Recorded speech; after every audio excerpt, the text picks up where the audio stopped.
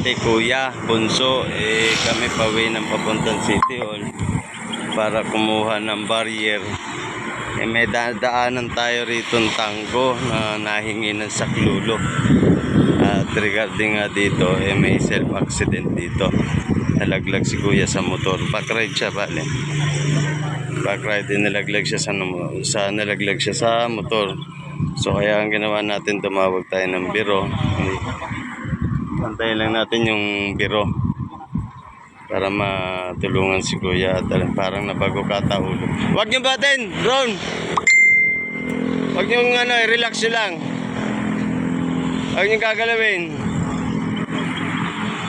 At nakaitan ko na natin sa biro natin.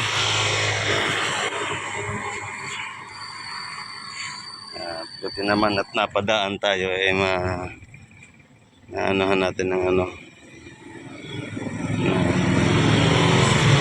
nasakluluhan natin. Yan po yung gamit ng motor. Hindi ko alam kung ano, kasi basta sabi ng driver, nalaglag siya sa backride siya, so nalaglag sa motor. Buti naman nadaanan natin. Yun po, at tabayan na natin yung biro. 10 5 Mike 10.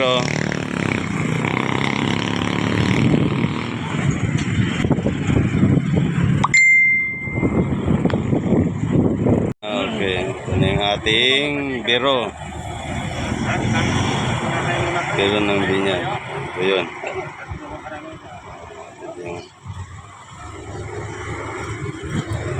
Ang bagok yata.